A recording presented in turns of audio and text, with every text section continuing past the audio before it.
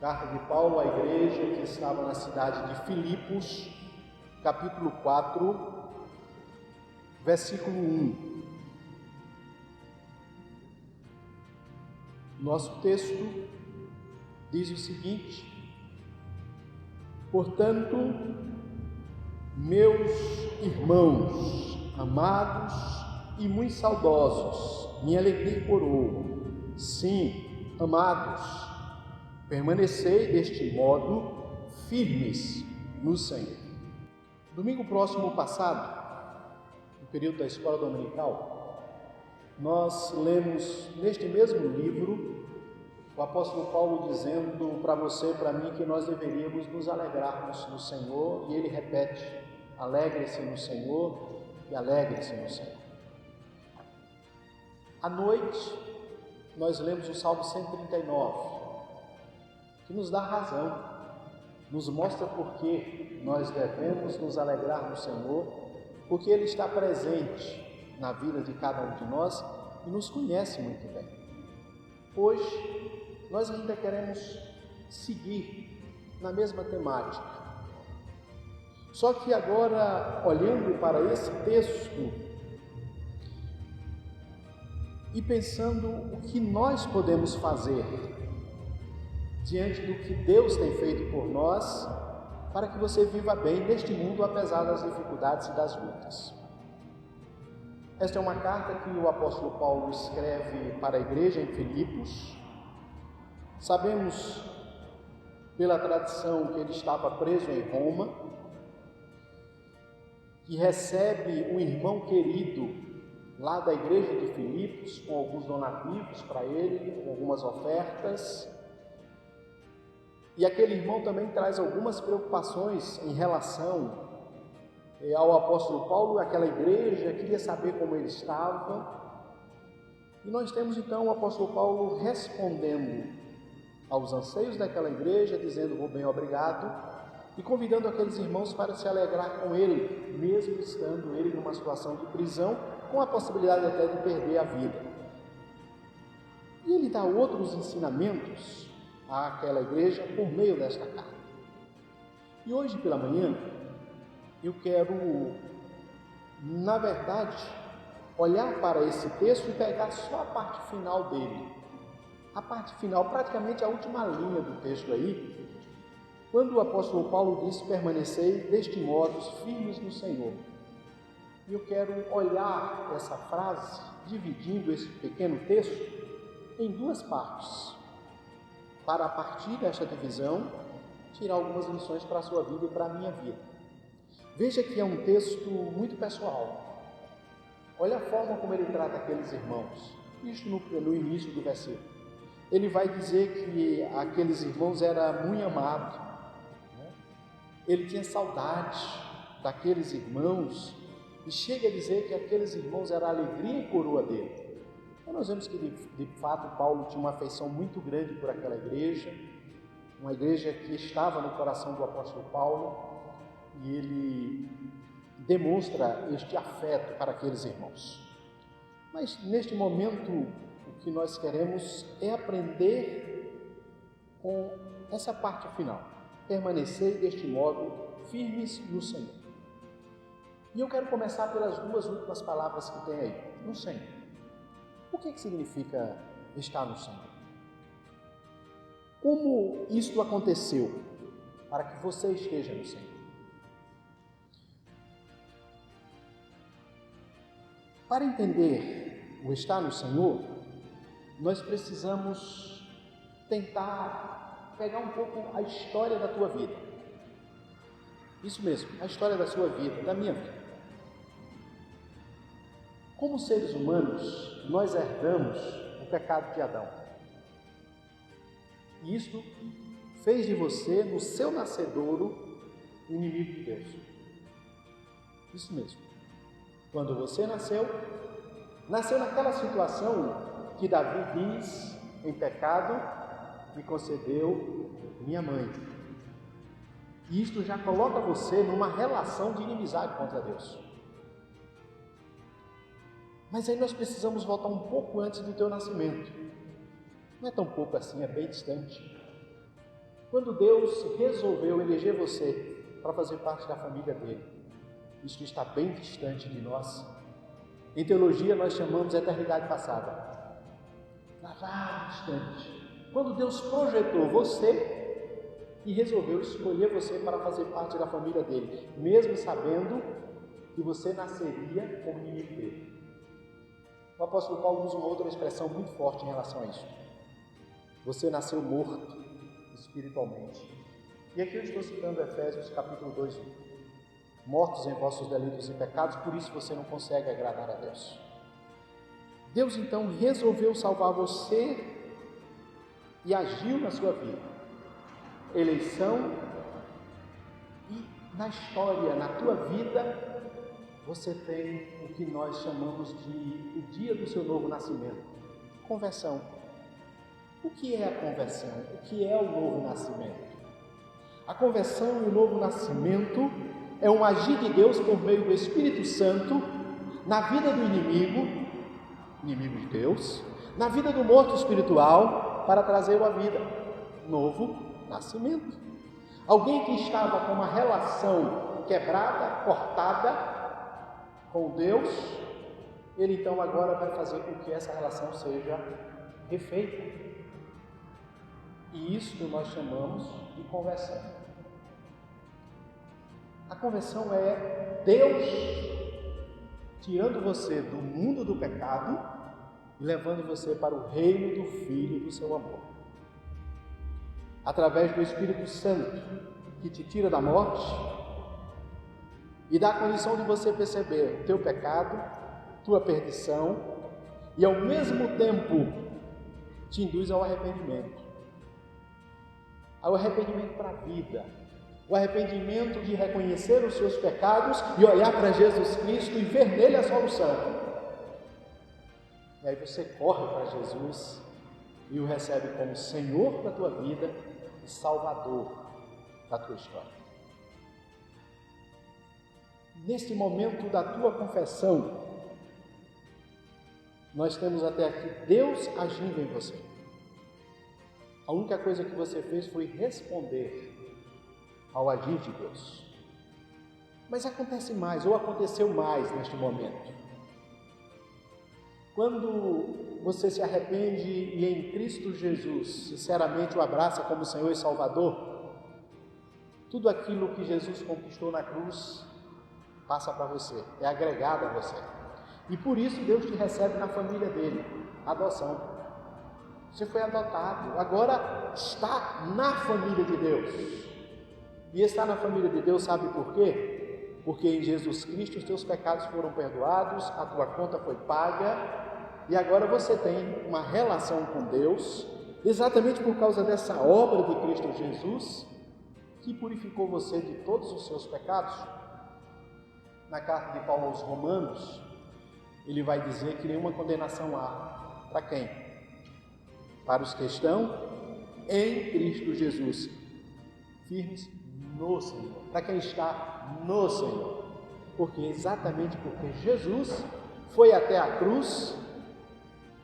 Nós temos um texto que diz que ele cravou, Ele pregou na cruz uma dívida que você tinha, que nós tínhamos, uma promissória de dívida, ele carregou lá na cruz e pagou o preço pelo seu pecado.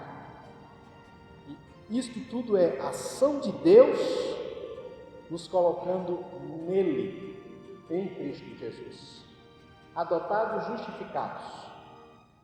E aí nós somos santificados ou separados para fazer parte da família de Deus. E vem a ideia de santificação. Você foi separado para o Senhor. Tudo isto aconteceu com uma ação de Deus. Em relação à salvação, você, eu, nós somos totalmente passivos. Foi Deus que proveu. Foi Ele que mandou um Salvador. Foi Ele que te escolheu.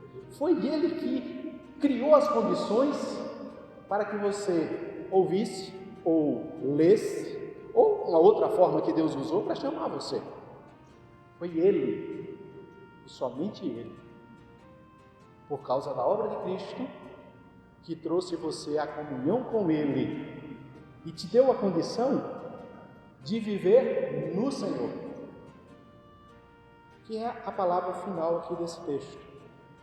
Só que além da eleição, do agir de Deus na história para chamar você, do teu pecado ser perdoado em Cristo, justificação, de ter feito você parte da família dele, adoção, nós temos um grande resultado que é vivenciado aqui e na eternidade. Entramos na família de Deus, mas estamos com os olhos no novo céu e na nova terra. Resultado do estar em Cristo. Então veja quantas bênçãos Deus nos deu em Cristo e por estar em Cristo. Então a obra que foi realizada por Deus num passado distante, nos escolhendo para si, neste momento tem resultado na tua vida e um resultado que vai adentrar toda a eternidade. Louvado seja o nome do Senhor por isso. Isso é estar em Cristo. Estar em Cristo nos dá todos esses benefícios. E é por isso que nós entendemos que nós somos salvos. E até dizemos, eu sou salvo. E eu vou continuar salvo. Alguém diz, mas isso aí, você está querendo ser orgulhoso, é se orgulhar, achar-se melhor do que os outros. É somente falta de entendimento.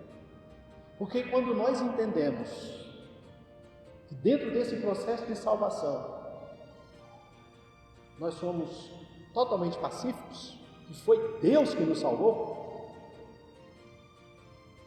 não há razão para não crer que porque tudo aquilo que Deus fez e ter nos colocado em Cristo nos garante esta salvação, porque foi uma obra começada por Deus e aquele que começou essa obra vai concluí-la para a glória dele mesmo. Vida eterna, garantia de vida eterna, todos os que estão no Senhor. Fora de Cristo não há salvação. Fora de Cristo não há possibilidade. Porque sem Jesus Cristo, o ser humano continua no estado que ele nasceu. E como foi que ele nasceu? Em pecado me concebeu minha mãe. E isto coloca o ser humano numa situação de inimigo de Deus e morto espiritualmente. Enquanto Jesus Cristo não for apresentado a essa pessoa, enquanto o Espírito Santo não agir nesta pessoa, ela vai continuar nesta condição e por isto não terá direito a nada do que eu acabei de dizer. Perdão de pecados, ser adotado por Deus, ser separado para viver por Deus e ter o direito da vida eterna por causa da obra de Cristo. Veja quantas bênçãos nós temos envolvido nessas duas palavrinhas aqui, no Senhor. Certeza da vida eterna. Nós temos uma doutrina na teologia reformada que nós chamamos de perseverança dos santos. O que é a perseverança dos santos? Alguns teólogos que acham que essa construção perseverança dos santos, ela não é muito boa, porque ela dá uma sensação de que você vai se manter firme até o momento que Deus te chamar, seja pela morte ou na vinda de Cristo. Então é a perseverança dos santos. Mas o que a Bíblia nos ensina é que Deus carrega você, é que Deus te sustenta. É que pelo poder de Deus, Deus faz você perseverar em Cristo Jesus. Veja que é o contrário de dizer, eu vou perseverar. Porque se dependesse de mim, queridos, e de você, com certeza nós não acertaríamos a porta do céu. Não acertaríamos. Porque mesmo estando em Cristo e tendo o mover e a ação do Espírito Santo em nós ainda continuamos pecando, desobedecendo, fazendo coisas que entristecem ao ser de Deus. Merecíamos a justa punição pelos nossos pecados, mas Jesus Cristo assumiu a nossa culpa, foi na cruz e pagou pelos nossos pecados. E é por isso que nenhuma condenação há para os que estão em Cristo Jesus. Aqui mesmo nesse livro, Olha aí, capítulo 1, versículo 6. Só passando uma página aí, dá para ver, né? 1,6. Em relação ao que Deus vai fazer ou está fazendo na tua vida e na minha vida. Paulo diz, estou plenamente certo, e ele diz de quê, né? Estou plenamente certo de que aquele que começou a boa obra em vós, há de completá-la até o dia de Cristo. Isso aqui é perseverança do santo, é cuidado de Deus, é a presença de Deus na tua vida, é a presença do Espírito Santo em você, é o resultado da obra de Cristo na tua vida, se você está no Senhor.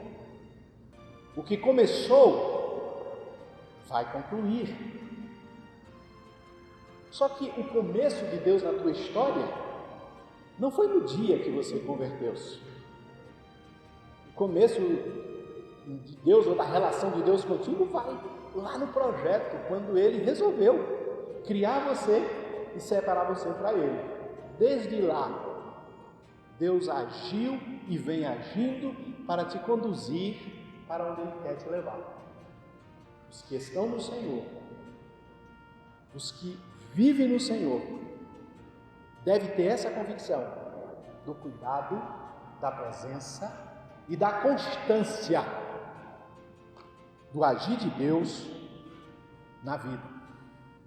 Há um outro texto que, para mim, ele é muito claro quando se fala de perseverança dos santos. Eu separo um versículo, mas ele fica mais compreensível quando nós lemos o texto todo. É 1 Pedro, lá no capítulo 1, a partir do versículo 3, você vai ali até o versículo 9, dá para entender, mas eu quero só citar um versículo. O versículo 5, que diz assim,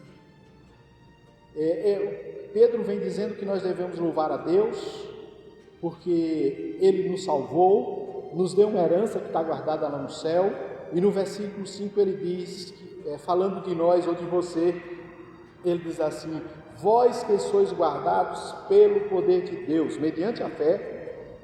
Esse guardado de Deus mediante a fé, para quê? O texto diz, para a salvação, preparada para revelar-se no último tempo.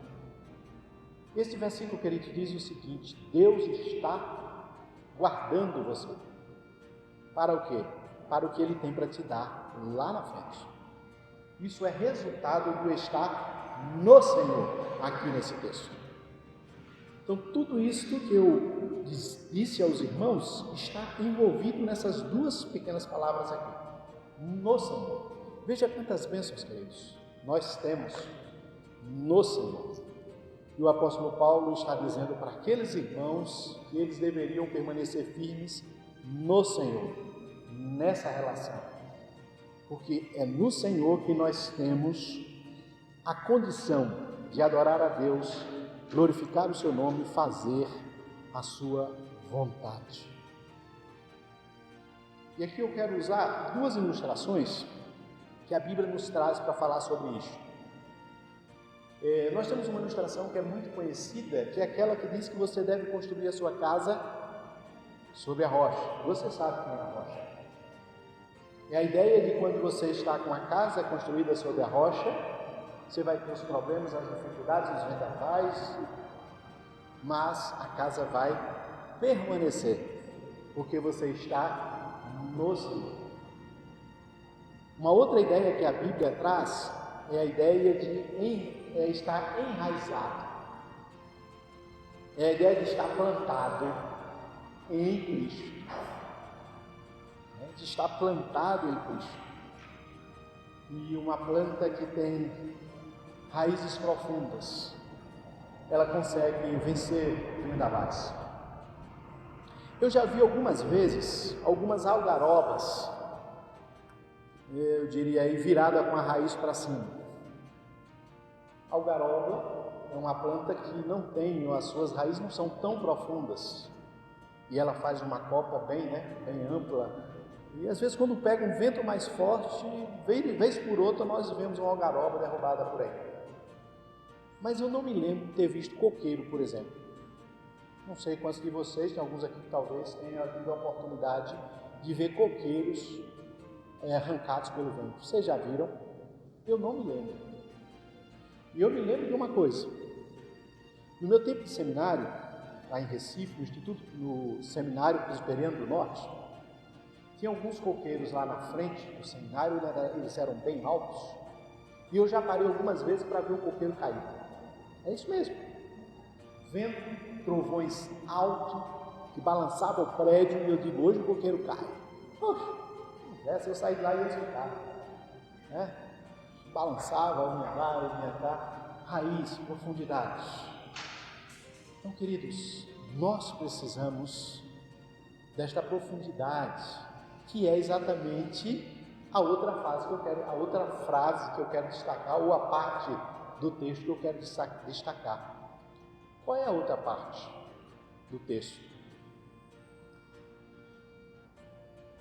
Permaneceis deste modo firmes no Senhor. No Senhor nós já olhamos.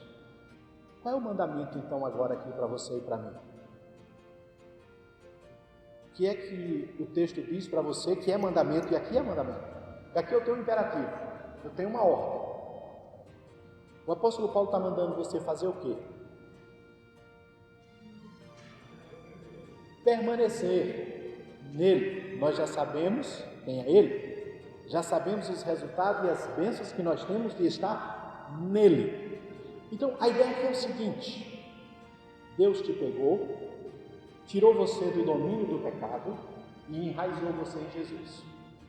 Ou Deus te pegou, livrou você da condenação do pecado e edificou sua vida sobre Jesus. Mas algo que precisa ser feito. Aquilo que Deus já fez, Ele garante que fez. E Ele vai te dar a condição de você caminhar e chegar na eternidade. Mas há a tua parte que você precisa fazer. E quando falo a sua parte, eu não estou falando de salvação. Eu creio que você já entendeu, a salvação você já ganhou, Deus já te deu em Cristo. Você não está em Cristo? Se você está em Cristo, nenhuma condenação há para você. Mas e se eu pecar, estando em Cristo? O que é que a Bíblia diz sobre o assunto? Nós temos um advogado junto ao Pai, devemos recorrer a Ele, se confessar os seus pecados, Ele é fiel e justo para se purificar de todo o pecado, você continua na rocha em Cristo, com todos os benefícios que Cristo conquistou na cruz. Com isto, nós não temos aqui um cheque em branco para pecar. Porque a Bíblia diz que todo aquele que nasceu e está nele não vive para o pecado. O pecado deve ser acidente de percurso. Não temos como nos livrar dele, Deus, mas precisamos lutar e vencê-lo para a glória do Senhor. E o texto agora me convida a ficar firme em Cristo. Porque o próprio Jesus, ele disse que todo aquele que o Pai me dá, ele diz que esse vem a mim. E o que vai a ele disse o quê? Eu não lanço fora. Eu garanto a vida eterna daquele que o Pai me dá. Aquele que o Pai elegeu lá atrás, Jesus Cristo pagou o preço, comprou essa pessoa, e ele diz, porque o Pai elegeu, porque eu paguei o preço, esse vai morar comigo na eternidade. Isso é certeza de salvação. Só que estes foram chamados para representar Deus aqui. E aí nós precisamos cumprir o que Deus vai nos dizer lá em Levíticos: sede santo, porque eu sou santo. Permanecei no Senhor. Esse permanecer aqui é uma ordem. Eu tenho aqui um imperativo. Nós sabemos muito bem, na língua portuguesa, no grego também, imperativo é uma ordem. Aqui nós temos Deus, por meio do apóstolo Paulo, dizendo: agora você trabalhe no sentido de se manter no Senhor. E a ideia aqui é persistir, perseverar, não desanimar, manter a posição. Então você agora está em Cristo e você, consciente de quem é e de todos os benefícios de estar nele, isso deve fazer com que você se mantenha de pé e mantenha a sua posição. Isto frente às dificuldades da vida. Irmãos, se a gente para um pouco para olhar para trás, quando eu digo olhar para trás, eu estou pensando nas informações que foram trazidas à nossa mente agora. Eu estou pensando em Deus me amando em Cristo, em Deus sacrificando Jesus Cristo pelo teu pecado, e Deus agindo o Espírito Santo, através do Espírito Santo na tua vida, para fazer você dele. Isto, é isso que eu estou dizendo, olhar para trás é isto. É você ver quantas bênçãos nós temos, que Deus já nos deu, e a certeza de que Ele continua nos guardando pelo seu poder para a vida eterna. Isto deve dar a condição de você manter-se firme e de alegrar-se no Senhor. Alegrai-vos sempre no Senhor. Mas por quê? Olha, gente, olha para trás. Deus continua presente, atuando. Alegre-se no Senhor e mantenha-se firme. Firme em relação a quê? A vida, queridos. Firmes em relação à vida. Às dificuldades e aos problemas que nós temos enfrentado. E daí nós precisamos manter a posição. E como nós fazemos isso?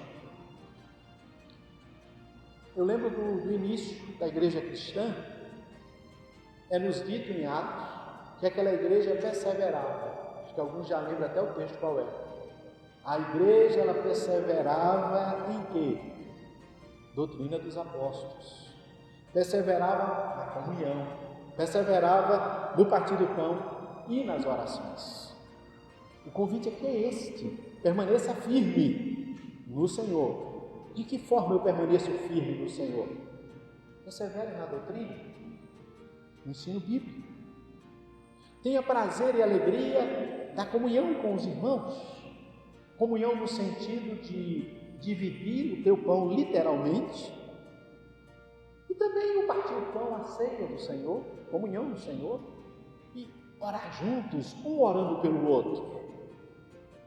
Mas eu creio, querido, que o melhor texto, eu acho que assim mais fácil, para nós entendermos essa ideia de permanecer no Senhor, ele está aqui em Efésios. Acho que dá para você voltar uma página ou duas aí da tua Bíblia, eu creio que 2 páginas da sua Bíblia você já chega no texto. Efésios no capítulo 6. Você está com a Bíblia aberta, eu acho que 1 ou 2 páginas vai depender da sua Bíblia. No capítulo 6 de Efésios, o versículo 13. Olha o que diz o versículo 13. Na verdade, não só o 13, você pode ir o texto até o 19, que aí você tem orientações preciosas de como permanecer firme no Senhor. O versículo 13 diz: portanto, tomai toda a armadura de Deus. O objetivo, para que possais resistir no dia mau e depois de teres vencido tudo, permanecerdes inabaláveis. O apóstolo aqui, ele está dizendo: vista-se com a armadura do soldado. E o que entendemos aqui é que o apóstolo Paulo, nesta carta, ele estava preso no mesmo momento que escreveu a carta de Filipenses. São as chamadas cartas da prisão. Nós temos Efésios, nós temos Colossenses, Filipenses, são cartas da prisão. E o entendimento aqui é: Paulo estava cercado de soldados. E ele sabia muito bem qual era a vestimenta de um soldado. E ele faz então um paralelo com a armadura de um soldado e a armadura que você precisa para ficar firme diante da vida, diante das dificuldades da vida. E ele então vai nos dizer: vista-se da armadura, revista-se para que você permaneça firme. E aí o versículo 14 diz: estáis, pois, firmes, cingindo-vos com a verdade. Verdade? Se eu for pensar a palavra verdade na Bíblia, a minha mente me diz: conhecereis a verdade e a verdade vos libertará. Isso é uma aponta para Cristo. Verdade é Cristo, é a verdade encarnada, mas a verdade é a palavra, a Bíblia que você tem na sua mão. Se alimente da verdade. Por quê? Para que você possa crescer as suas raízes e que as suas raízes se aprofundem no conhecimento de Deus, o Pai, o Filho e o Espírito Santo, e no ouvir esta palavra, porque isso vai te dar firmeza para enfrentar as lutas e alegrar-se no Senhor ou manter-se firme no Senhor. Então, diz o texto: cingivos com a verdade, vestivos da couraça da justiça. A couraça aqui talvez esteja aí para hoje um colete, né? O chamado colete balístico, ou a prova de bala que alguns chamam. Então a ideia é: vista-se da justiça. Que justiça? Você não é justo, você não tem justiça própria, mas o Senhor Jesus Cristo que revestiu com a justiça dele. O que é a justiça de Cristo? É a certeza de que teus pecados foram perdoados, de que nele você não tem condenação. Então tenha isso aqui e viva consciente dessa realidade, porque tem algumas pessoas que não têm consciência disso. Sabe o que é que acontece? Vive numa gangorra. Acho que você sabe o que é gangorra, né? Pelo menos é gangorra, ou num balanço, né? Um carro assim, ó. Tem crente que vive assim: aqui é a salvação, eu estou salvo. Aí vai salvo. Daí a pouco ele faz alguma coisa, perdeu a salvação. Aí ele se arrepende, ganhei a salvação. Isso não é cristianismo, isso não é ensino bíblico. Se você está em Cristo Jesus, você está salvo. Isso não significa que você não peca, não entristece a Deus. Significa que você precisa lutar para ser santo, porque salvo em Cristo você já é. Então revista-se dessa certeza. E ele vai dizer mais abaixo: então, o meu capacete da salvação é a convicção de que você é salvo. Evangelho da paz, o que é isto? Quando você nasceu, quem era você em relação a Deus? Você lembra, né? Inimigo. Qual era a situação? Morto e inimigo. Você tinha paz com Deus? Não. Mas em Cristo Jesus a paz se restabeleceu por meio da fé. O apóstolo Paulo, Romanos 5:1, né? Ele vai dizer exatamente que nós temos paz com Deus por causa da obra de Cristo. Então aquele que era inimigo de Deus agora faz parte da família. Viva isto! Você é membro da família, faz parte do corpo de Cristo. Mantenha-se firme, queridos. Olha quem você é. O texto continua: embraçando sempre o escudo da fé, com o qual podeis apagar todos os dardos inflamados do maligno. Escudo da fé. Escudo você sabe o que é. Quantas vezes nós vemos aí em algumas séries, filmes ou em livros de história, o escudo. O propósito é de defender de algo. Ele diz aqui: use o escudo da fé. O que é fé para você? Ou o que é que a fé, que a Bíblia define como fé? Tem um texto que é muito conhecido nosso, né? Fé é certeza. Certeza de quê? Certeza de que em Cristo Jesus nenhuma condenação há. Certeza de que Deus está aqui agora, presente na tua vida. Certeza de que todas as coisas vão contribuir para o teu bem, porque Deus diz isto. Certeza de que Ele é o teu pastor e que isto é suficiente. Certeza de que a graça de Deus te basta. E a ideia é: use esse escudo para que você possa conseguir apagar os dardos inflamados. E a ideia é que maligno, eu posso pensar maligno, Satanás e as obras deles, o mal, mas há outras coisas que não vêm diretamente do diabo, mas que também são más. Você precisa então dessa fé, dessa convicção, para poder permanecer de pé, firme.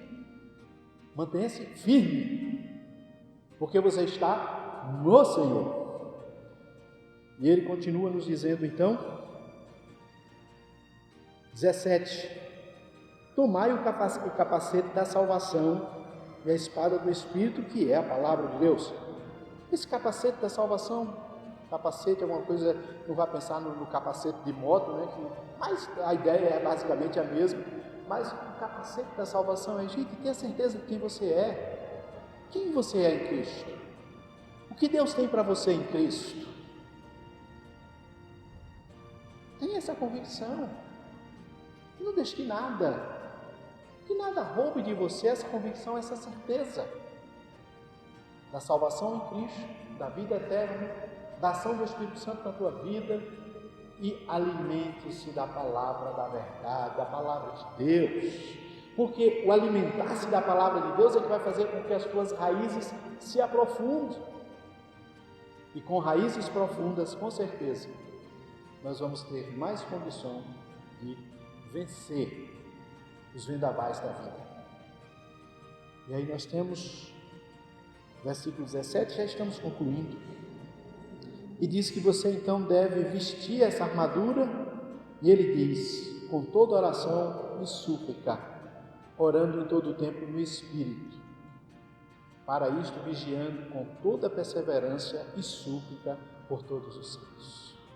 A ideia aqui é, enquanto você vai vestindo essa roupa, você vai orando, vá suplicando. Oração, ela humilha, gente. Oração humilha você e a mim. Se eu fosse prepotente, a palavra não é prepotente, se eu fosse onipotente, eu não oraria.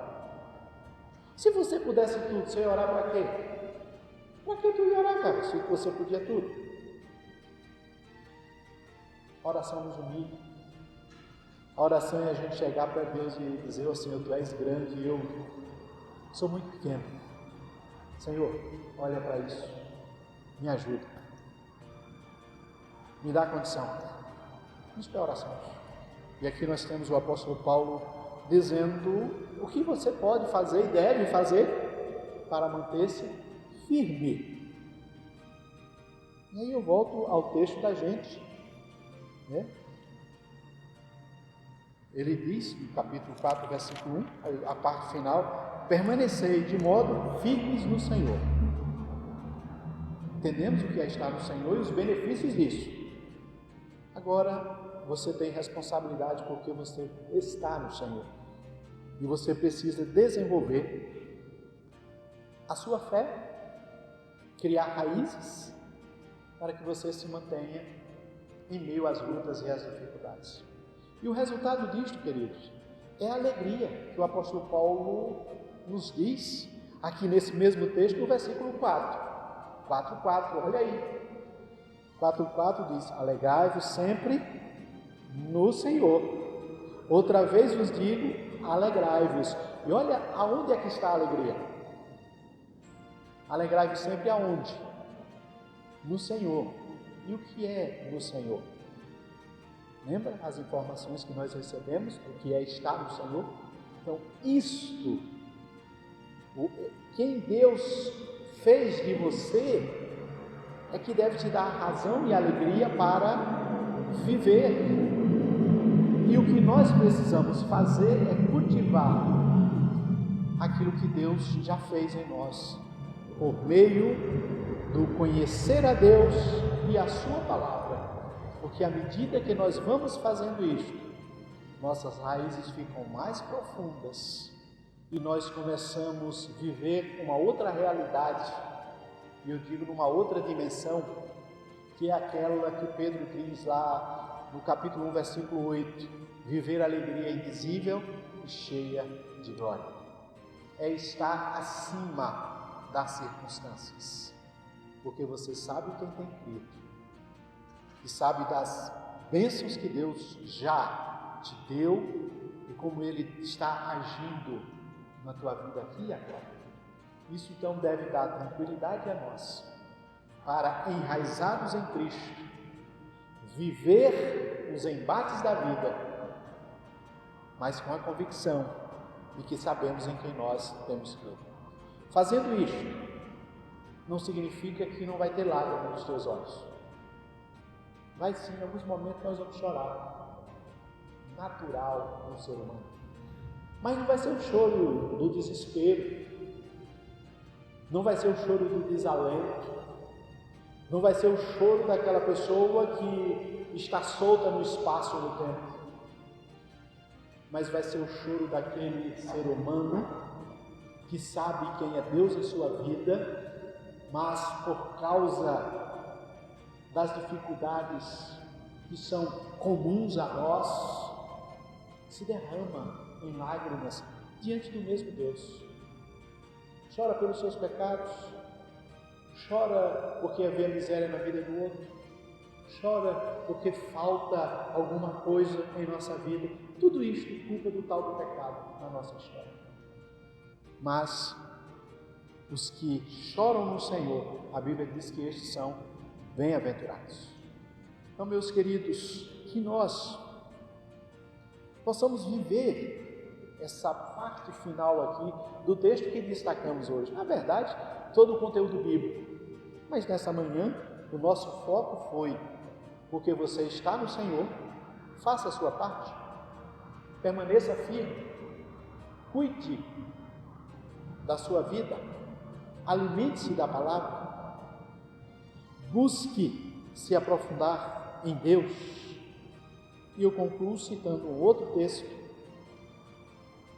um contexto lá sobre ressurreição, que está em 1 Coríntios 15, versículo 58. Ele diz assim: portanto, meus amados irmãos, sede firmes, inabaláveis, sempre abundantes na obra do Senhor, sabendo que no Senhor o vosso trabalho não é vão. A ideia do texto lá é: você foi abençoado em Cristo Jesus, então viva uma vida abundante para a glória do Senhor. E é o que se espera de mim e de você hoje, é que nós possamos entender quem somos em Cristo e assumir as responsabilidades de estar em Cristo. Cuide da sua vida, cresça e aprofunde as suas raízes, lendo a Bíblia, orando, buscando conhecer mais a Deus e a sua palavra. Então, que o Senhor nos ajude e que você viva a alegria daquelas pessoas que estão em Cristo, mesmo que algumas dificuldades batam à tua porta, e eu creio que algumas já estão dentro da tua casa. Então, que o Senhor tenha misericórdia de nós e nos ajude a que em Cristo nós possamos, fortalecidos, resistir o dia mau e vivê-lo para a glória do Senhor. Amém.